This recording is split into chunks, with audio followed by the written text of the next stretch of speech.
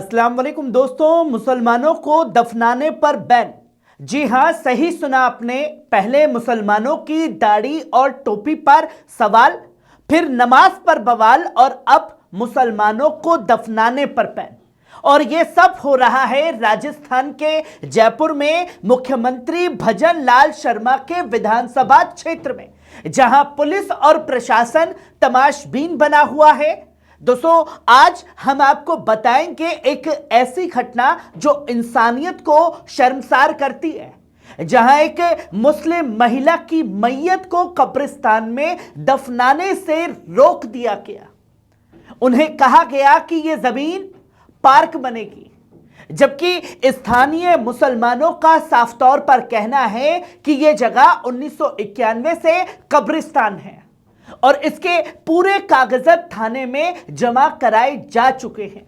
लेकिन फिर भी 8 से 10 घंटे तक एक मैयत को यूं ही पड़ी रही और इंसाफ के नाम पर सिर्फ उसे खामोशी मिली। दोस्तों, सबसे पहले इस वीडियो पर नजर डालिए।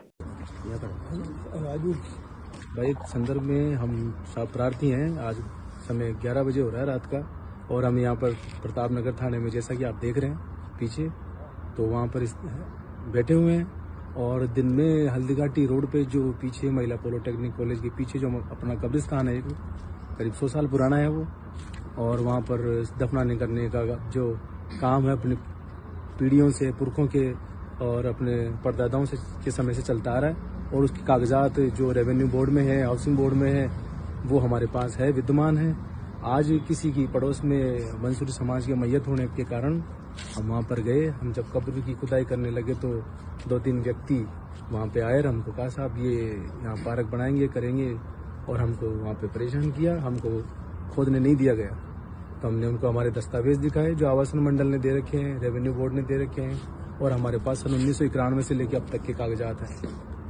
तो वो कागज हमने उनको दिखाए, फिर भी नहीं हुआ। फिर प्रशासन को बुलाया गया तो प्रशासन ने हमको थाने में यहाँ बुलाया, तो हमने हमारे कागजात उनको दे दिए, कर दिए, सब कुछ कर दिया, लेकिन हमारी सुनवाई अभी तक नहीं हुई है। हम दिन के 2 बजे से हम यहाँ अभी रात के 11 बजे तक यहीं पर हैं और हमारा कोई मुकदमा भी दर्ज नहीं हुआ अभी तक, और कोई रिलीफ हमें मिली नहीं है, और किसी भी प्रकार की हमारी कोई मदद के कहीं से की नहीं जा रही है। तो आप मीडिया के माध्यम से या अन्य प्रकार से हम दरख्वास्त करते हैं कि साहब हमारे जो दस्तावेज है वैलिड हैं, उचित हैं, और उनको मद्देनजर रखते हुए और हमारी मदद की जाए और हमें जो सच है वो लाया जाए। हम कोई गलत नियत से किसी के पट्टा मकान से कुछ कब्जा करने के किसी प्रकार की उसमें नहीं है। हम वैलिड हैं और हमारा जो कब्रिस्तान है वो बरसों पीढ़ियों पुराना है, तो इसमें हमारी जरूर से जरूर मदद की जाए। ठीक, ये सभी हमारे भाई हैं जो यहाँ पर अब तक डटे हुए हैं इस ठंड के अंदर, और हमारी किसी प्रकार से कोई मदद नहीं हो पा रही है। 25 जनवरी 2024। दोस्तों, ये वीडियो जयपुर के प्रताप नगर इलाके का है, जहां एक मुस्लिम महिला की मैयत को कब्रिस्तान में दफनाने से रोक दिया गया। परिजनों का आरोप है कि प्रताप नगर के शिवपुर इलाके के रहने वाले रशीद खान के पड़ोसी नजीर खान, उम्र करीब 85 साल, उनका इंतकाल हो गया था।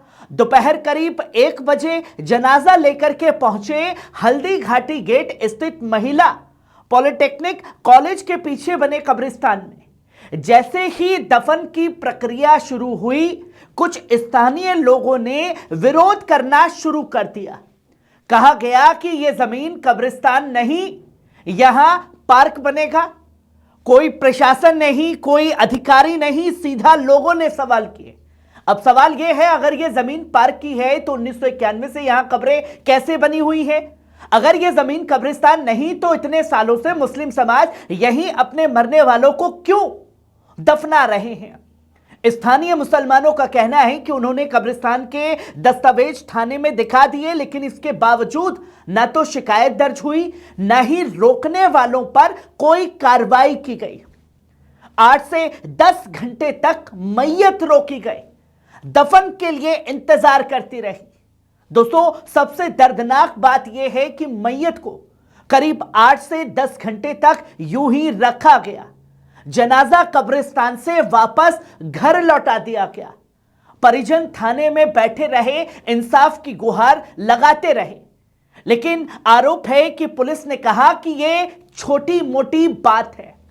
एसीपी हरिशंकर का बयान सामने आया, कोई औपचारिक शिकायत जो है दर्ज नहीं हुई, मामले को बढ़ा चढ़ाकर दिखाया जा रहा है।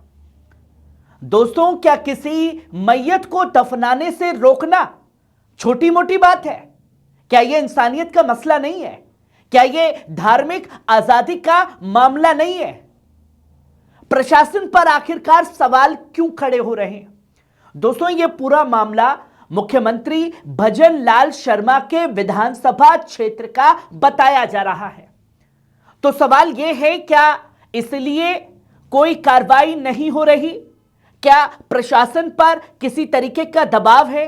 क्या मुस्लिम समाज को दूसरे दर्जे का नागरिक समझा जा रहा है? कानून तो साफ तौर पर कहता है हर धर्म को अपने अंतिम संस्कार और दफन का अधिकार है। संविधान कहता है धार्मिक आजादी सबका हक है। तो फिर जयपुर में यह किस कानून के तहत हुआ? मुस्लिम पक्ष का साफ तौर पर कहना है कि हमने कब्रिस्तान के सारे कागज दिखाए, हम घंटों थाने में बैठे रहे, लेकिन ना एफआईआर दर्ज हुई, ना कोई कार्रवाई की गई। और जिन लोगों ने मैयत को रोकने की कोशिश की दोस्तों, उन पर कोई सवाल नहीं उठा। दोस्तों, यह सिर्फ एक जनाजे की बात नहीं है, यह पूरे समाज के सम्मान की बात बन चुकी है। यह उस डर की तस्वीर है जिसे आज मुसलमान खास तौर में जी रहा है। राजनीतिक और सामाजिक सवाल भी लगातार खड़े हो रहे हैं। दोस्तों, आज सवाल सिर्फ जयपुर का नहीं है, सवाल पूरे देश का है। कल नमाज पर विवाद था, आज कब्रिस्तान पर विवाद है, तो कल क्या होगा? क्या मुसलमानों को मरने के बाद भी चैन नहीं मिलेगा? क्या कब्र तक जाने का रास्ता भी अब सियासत तय करेगी कि कौन दफन होगा, कौन दफन नहीं होगा, कब कौन सा कब्रिस्तान पार्क बन जाए? दोस्तों, सोचिए, एक परिवार अपने बुजुर्ग को दफनाना चाहता है और उन्हें कहा जाता है यहां पार्क बनेगा। क्या पार्क इंसान से बड़ा हो गया? क्या जमीन की राजनीति इंसानियत से ऊपर उठ चुकी है? जो तस्वीर खास तौर से जयपुर से सामने आई है दोस्तों, यह मामला सिर्फ एक घटना नहीं है, यह एक चेतावनी भी है। अगर आज आवाज नहीं उठी तो कल ऐसे मामले आम हो जाएंगे, हर दिन सामने आएंगे। हम प्रशासन से सवाल करते हैं, क्या कब्रिस्तान के कागज बेकार हैं? क्या मुस्लिम समाज की शिकायत कोई मायने नहीं रखती? क्या मुख्यमंत्री भजन लाल शर्मा इस पर कोई जवाब देंगे? दोस्तों, हम मांग करते हैं कि इस पूरे मामले की निष्पक्ष जांच हो, इस पर शिकायत दर्ज की जाए और दोषियों पर कार्रवाई की जाए, क्योंकि यह सिर्फ एक मैयत का सवाल नहीं है, यह इंसाफ का सवाल है, यह संविधान का सवाल है और यह इंसानियत का भी सवाल है। मैं नदीम अकरम आपसे इजाजत चाहता हूं, लेकिन सवाल छोड़कर जा रहा हूं, क्या मुसलमानों को अब मरने के बाद भी अपनी कब्र के लिए लड़ना पड़ेगा?